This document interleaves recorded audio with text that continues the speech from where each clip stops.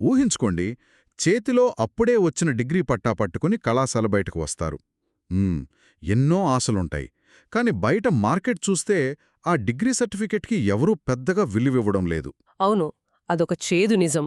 India skills report 2026 ప్రకారం అంటే 57% మంది గ్రాడ్యుయేట్లకు ఈరోజు ఎదురవుతున్న కఠినమైన వాస్తవం ఇది. ఇదంతా చూస్తుంటే నాకు ఏమనిపిస్తుందంటే, ఈ జాబ్ మార్కెట్ అనేది ఒక స్మార్ట్ ఫోన్ అప్డేట్ లాంటిది. కరెక్ట్. యాప్ అప్డేట్ చేయకపోతే పని చేయదు కదా. ఖచ్చితంగా మనం మన నైపుణ్యాలను ఎప్పటికప్పుడు అప్డేట్ చేసుకోకపోతే మన చేతిలో ఉన్న డిగ్రీ కేవలం సిస్టమ్కి సపోర్ట్ చేయని ఒక పాత యాప్లాగా మిగిలిపోతుంది. ఈనాటి మన ఈ డీప్ డైవ్ ఉద్దేశం సరిగ్గా ఇదే. సమాచార ఓవర్లోడ్ లేకుండా ఒక 23 ఏళ్ల యువతకు జీవితం, కెరియర్ మరియు డబ్బు గురించి ఒక మెంటర్ వలె స్పష్టమైన దారి చూపించడం. అంటే ఇప్పుడున్న నివేదికలు, ఆర్థిక మార్గదర్శకాలు మరియు అంకుర్ వారిక్ లాంటి నిపుణుల వ్యూహాలను బట్టి చూస్తే పరిస్థితి చాలా మారుతుంది కదా. అవునవును. ఈ రోజుల్లో యువత ఎదుర్కొంటున్న అతిపెద్ద సమస్య సమాచారం లేకపోవడం కాదు, ఏ సమాచారాన్ని నమ్మాలో తెలియకపోవడం. ఒకవైపు చూస్తే పాత పద్ధతులు పూర్తిగా కనుమరుగవుతున్నాయి. ఇంకోవైపు కొత్త అవకాశాలొస్తున్నాయి. నిజమే.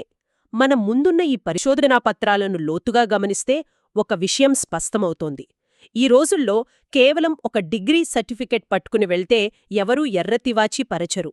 ఆ డిగ్రీ వెనుకున్న అసలైన నైపుణ్యం ఏమిటి అనేది చూస్తున్నారు.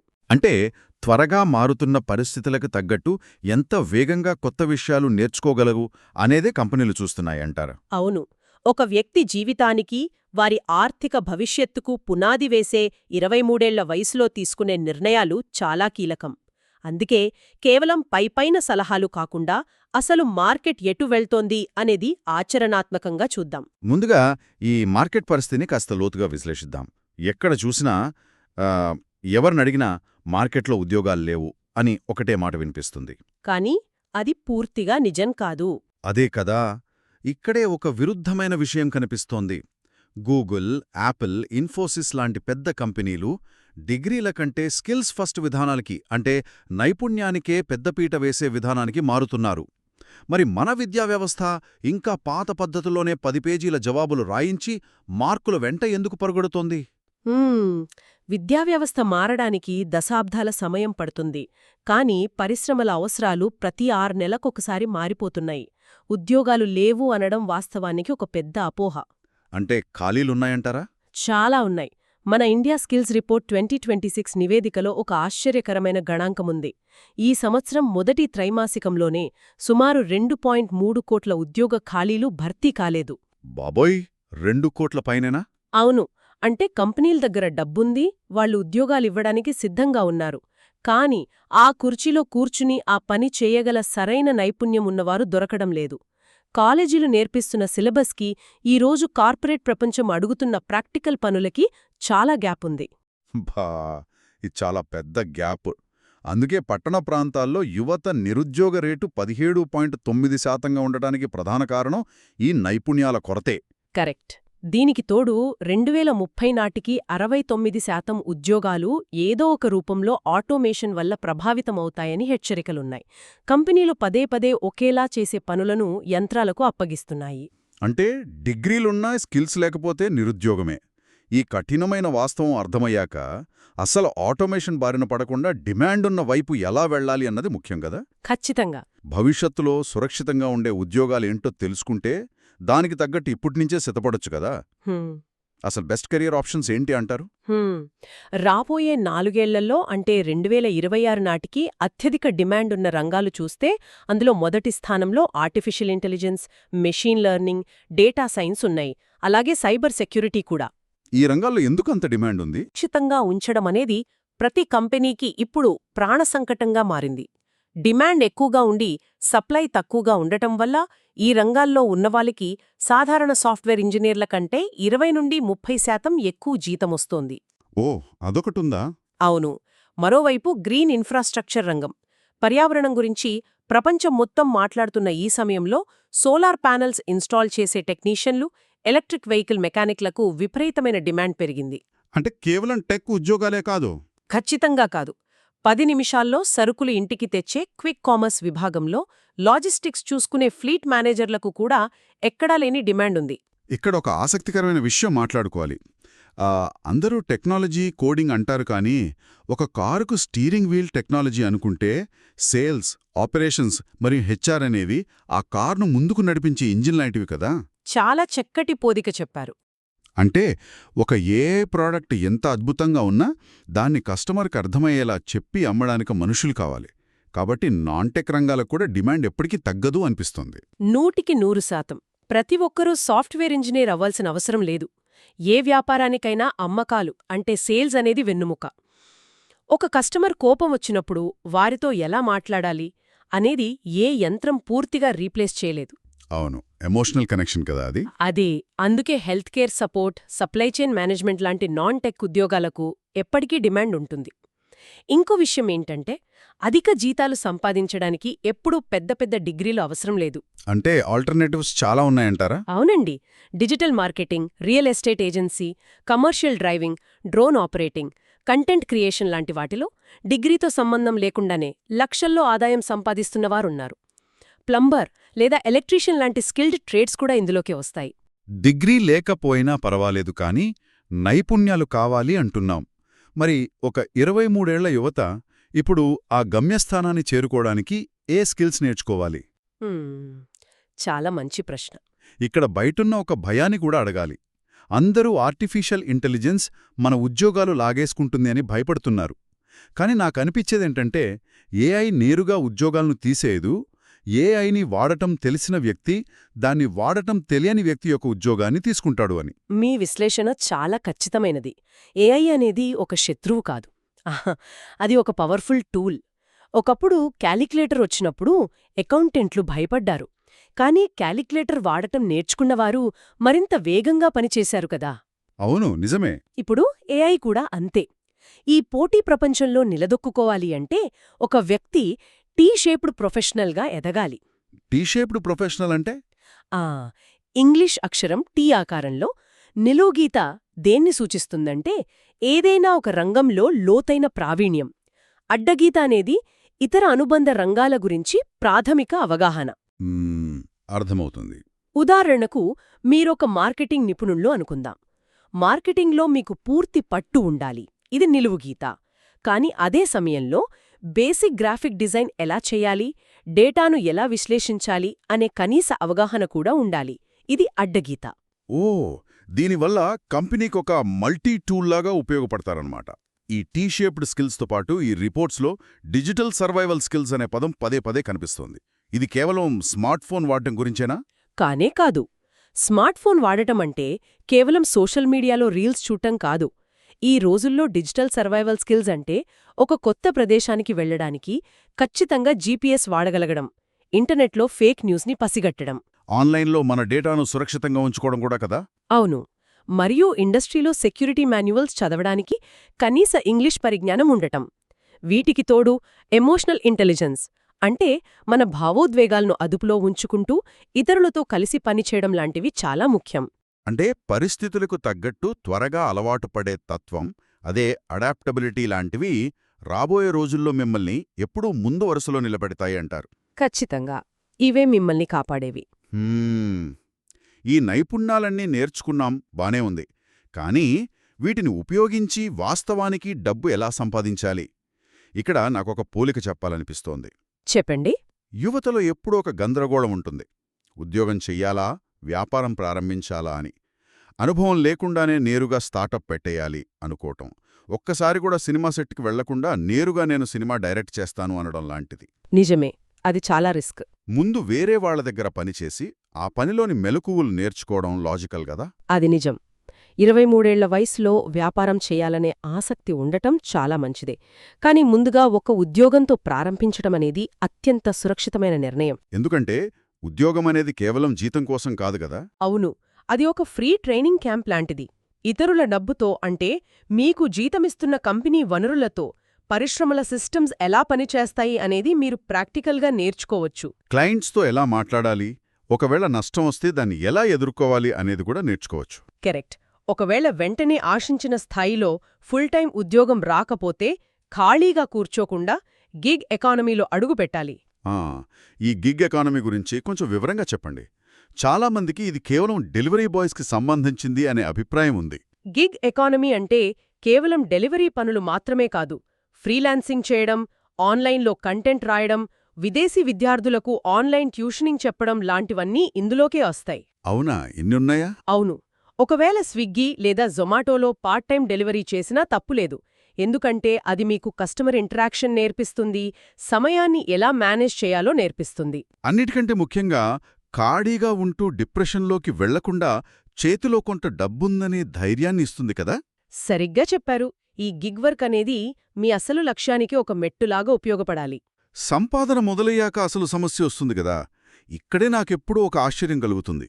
యువత వీకెండ్ వస్తే చాలు జొమాటోలో ఆర్డర్ పెట్టడానికో పబ్కి వెళ్లడానికో 500 రూపాయలు చాలా ఈజీగా ఖర్చు పెడతారు. అవును, అది చాలా కామన్ అయిపోయింది. కానీ అదే ఒక ఎస్ఐపిలో 100 రూపాయలు ఇన్వెస్ట్ చేయడానికి మాత్రం ఎందుకు భయపడతారు? ఈ భయాన్ని ఎలా పోగొట్టాలి? అసలు ఫైనాన్షియల్ ప్లానింగ్ ఎలా స్టార్ట్ చేయాలి?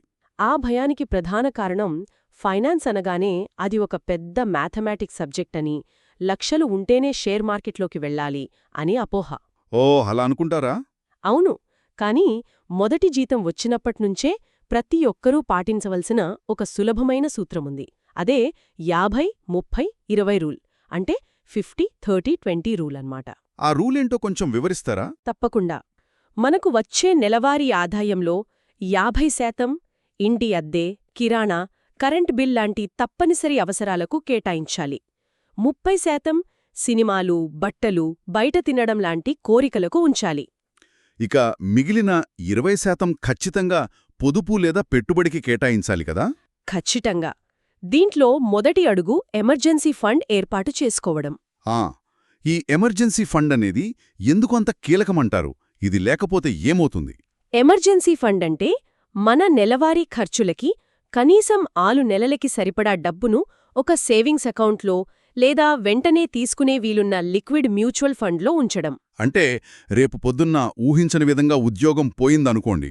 అవును, అలాంటప్పుడు ఈ ఫండ్ మీ దగ్గరుంటే భయపడిపోయి దొరికిన ఏదో ఒక తక్కువ జీతం ఉద్యోగంలో చేరాల్సిన అవసరం రాదు. మీకు కావాల్సిన సరైన ఉద్యోగం వెతుక్కోవడానికి 6 నెలల సమయం మరియు మానసిక ప్రశాంతత లభిస్తుంది. అది ఈ ఫండిచ్చే భద్రత అన్నమాట. అంతే. దీనితో పాటు చిన్న వయసులోనే హెల్త్ ఇన్సూరెన్స్ మరియు టర్మ్ లైఫ్ ఇన్సూరెన్స్ తీసుకోవడం అత్యవసరం. 23 ఏళ్ల వయసులో మీకు ఎలాంటి రోగాలు ఉండవు కాబట్టి ఇన్సూరెన్స్ ప్రీమియం చాలా తక్కువగా ఉంటుంది.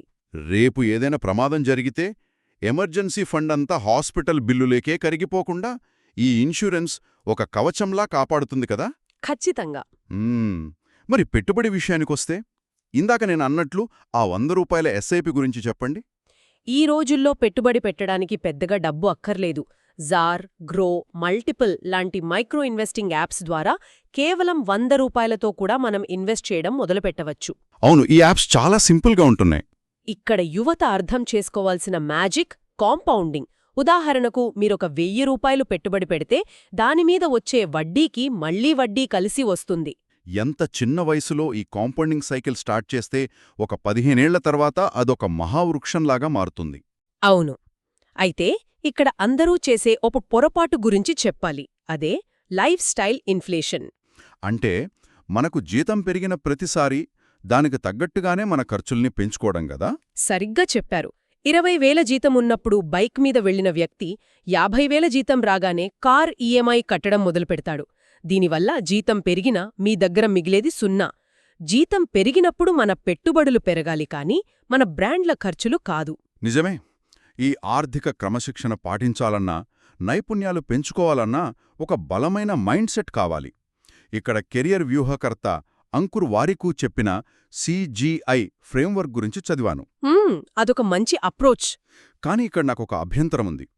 ఈ మధ్య సోషల్ మీడియాలో హజిల్ కల్చర్ అనే ఒక పదం బాగా వినిపిస్తోంది. 9 నుండి 5 వరకు చేసే ఉద్యోగం ఒక బానిసత్వమని, అందరూ ఉద్యోగాలు వదిలేసి రాత్రికి రాత్రే వ్యాపారాలు మొదలుపెట్టి లక్షాధికారులైపోవాలి అని భ్రమింపజేస్తున్నారు. అవును, అది social media effect. CGI framework ప్రకారం చూస్తే ఇది చాలా ప్రమాదకరమైన ఆలోచన కదా. మీరు లేవనెత్తిన ఈ పాయింట్ చాలా ముఖ్యమైనది. సోషల్ మీడియాలో చూసే విజయం వెనుక ఉన్న కష్టాలు ఎవ్వరికీ కనిపించవు. అంకుర్ వారికు చెప్పిన ఈ CGI ఫ్రేమ్వర్క్ ఈ హజిల్ కల్చర్కి సరైన విరుగుడు. ఇందులో CGI అంటే కోర్, గ్రోత్, ఇనిషియేటివ్స్ కదా? అవును. ముందుగా కోర్ అంటే మన పునాది. ఒక స్థిరమైన ఉద్యోగం లేదా నమ్మకమైన నైపుణ్యం ద్వారా ఈ పునాదిని నిర్మించుకోవాలి. మన కనీస అవసరాలు తీరడానికి, ఆర్థిక స్థిరత్వం రావడానికి ఈ కోర్ చాలా అవసరం. కరెక్ట్. ఇదొక బిల్డింగ్కి పునాది లాంటిది. పునాది బలంగా ఉన్నప్పుడే మనం పై అంతస్తులు నిర్మించగలం. ఆ తర్వాత గ్రోత్. గ్రోత్ అంటే మనం చేస్తున్న పనిలో ఇంకా మెరుగవ్వడం. అంటే ప్రతిరోజు పుస్తకాలు చదవడం, వీకెండ్స్లో మన స్కిల్స్ అప్డేట్ చేసుకోవడానికి కొత్త కోర్సులు నేర్చుకోవడం లాంటివా? అవును. మనకంటే తెలివైన వారితో నెట్వర్క్ పెంచుకోవడం కూడా. ఆ, అంటే ఈ పునాది మరియు ఎదుగుదల ఉన్న తర్వాతే మనం రిస్క్ తీసుకోవాలి అన్నమాట. సరిగ్గా చెప్పారు. ఆ తర్వాతే మూడవ దశ ఇనిషియేటివ్స్. అంటే కొత్త ప్రయోగాలు చేయడం. మీకేదైనా సైడ్ బిజినెస్ చెయ్యాలన్నా లేదా కొత్త యాప్ డెవలప్ చెయ్యాలన్నా అది ఇక్కడ ప్రారంభించాలి. మీకు స్థిరమైన కోరున్నప్పుడు ఈ కొత్త ప్రయోగాలు విఫలమైనా మీరు రోడ్డున పడరు. మీ ఉద్యోగం మిమ్మల్ని కాపాడుతుంది. ఎగ్జాక్ట్లీ. ఈ ప్రయాణంలో రిజెక్షన్స్ అంటే ఎవరైనా మీ ఐడియాను కాదన్నా, ఇంటర్వ్యూలో ఫెయిల్ అయినా వాటిని వైఫల్యాలుగా చూడకూడదు. వాటిని దారి మళ్లింపుగా అంటే రీడైరెక్షన్గా భావించాలి. ఒక రోడ్డు బ్లాక్ అయినప్పుడు ఆ దారిని మూసేశారు కాబట్టి పక్కదారిలో వెళ్లమని తెలిపే ఒక బోర్డ్లాగా వాటిని చూడాలి. నిరంతరంగా నేర్చుకోవడమనేది ఒక రోజు పని కాదు, అది ఒక జీవితకాలపు అలవాటు. చాలా అద్భుతంగా చెప్పారు. ఇప్పటివరకు మనం మాట్లాడుకున్న ఈ విషయాలన్నీ అంటే ప్రస్తుత పరిస్థితులు, కెరియర్ ఆప్షన్స్, నైపుణ్యాలు, ఆర్థిక సూత్రాలు మరియు ఆలోచనా విధానం వీటన్నిటినీ కలిపి ఒక ఆచరణాత్మకమైన ప్రణాళికగా ఎలా మార్చుకోవాలో చూద్దాం. తప్పకుండా. నా దృష్టిలో ఒక 22 వయసులో ఉన్న వ్యక్తికి అసలైన ఆస్తి వారి డిగ్రీ కాదు, వారి బ్యాంక్ బ్యాలెన్స్ కూడా కాదు, వారికున్న సమయం. 100% నిజం. వాళ్ళు ఇప్పుడు పొరపాట్లు చేసినా కోలుకోవడానికి వారికి చాలా టైం ఉంటుంది. ఈ సమయాన్ని వాడి ఒక దశలవారీ జీవిత ప్రణాళిక ఎలా అమలు చేయవచ్చు అంటారు? ఆ సమయాన్ని సరైన విధంగా వాడుకోవడమే ఈ మొత్తం డీప్ డైవ్ ఉద్దేశ్యం. మనం ఇప్పటివరకు చర్చించిన విషయాల ఆధారంగా ఒక 23 ఏళ్ల యువత పాటించవలసిన స్పష్టమైన ప్రణాళికను 4 సాధారణ దశలుగా చెప్పవచ్చు. మొదటి దశ ఏంటి? మొదటి దశ డిగ్రీ సర్టిఫికేట్ల వెనుక పరుగెత్తడం ఆపి నైపుణ్యాల మీద దృష్టి పెట్టండి. ముఖ్యంగా టీ-షేప్డ్ స్కిల్స్. మీకు ఆసక్తి ఉన్న ఒక రంగంలో నిపుణులవ్వండి. దాంతో పాటే టెక్నాలజీ, కమ్యూనికేషన్ లాంటి విషయాల్లో కనీస అవగాహన పెంచుకోవాలి. అవును. ఇక రెండవ దశ, మీ మొదటి అడుగు ఒక స్థిరమైన ఉద్యోగం వైపు వెయ్యండి. జీతం కొంచెం తక్కువైనా సరే ముందుగా సిస్టమ్ ఎలా పనిచేస్తుందో, టీంతో ఎలా కలిసి పనిచేయాలో నేర్చుకోండి. ఒకవేళ ఉద్యోగం రాకపోతే గిగ్ ఎకానమీ ద్వారా ఏదైనా పనిచేసి ఖాళీ సమయాన్ని ఆదాయంగా మార్చుకోవాలి. కరెక్ట్. మూడవ దశ ఏంటంటే, మీ మొదటి జీతం వచ్చిన రోజునుంచే మీ ఫైనాన్షియల్ ఫోర్ట్రెస్ అంటే ఆర్థిక కోట నిర్మించడం ప్రారంభించండి. 50-30-20 రూల్ పాటించండి. 6 నెలల ఎమర్జెన్సీ ఫండ్, హెల్త్ మరియు టర్మ్ ఇన్సూరెన్స్ తప్పనిసరి. చిన్న మొత్తంతో అయినా సరే పెట్టుబడి పెట్టడం అలవాటు చేసుకోవాలి. అవును. ఇక నాల్గవ దశ, టెక్నాలజీని చూసి భయపడకండి. ఏఐని ఒక పనిముట్టుగా వాడటం నేర్చుకోండి. దానికి తోడు యంత్రాలు చేయలేని పనులు అంటే మనుషులతో మాట్లాడే విధానం, నైతికత, సమస్యలను సృజనాత్మకంగా పరిష్కరించడం లాంటివి. ఈ హ్యూమన్ అడ్వాంటేజ్ను ఒక బలంగా మార్చుకోవాలి. అంతే. ఈ 4 అడుగుల ప్రణాళికను నిజాయితీగా ఆచరిస్తే కేవలం 2026 నాటికే కాదు, భవిష్యత్లో మార్కెట్ ఎన్నిసార్లు మారినా దాన్ని ఎదుర్కోగల ఒక స్పష్టత వస్తుంది. ఇవాళ మనం ఎందుకు మార్పులొస్తున్నాయి, వాటిని ఎలా ఎదుర్కోవాలి అనేవి చాలా వివరంగా అన్వేషించాం.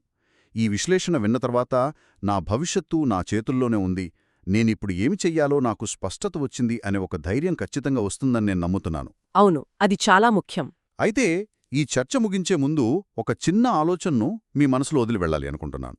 మనం మొదట్లో ఈ పరిస్థితులను స్మార్ట్ఫోన్ అప్డేట్తో పోల్చాం కదా.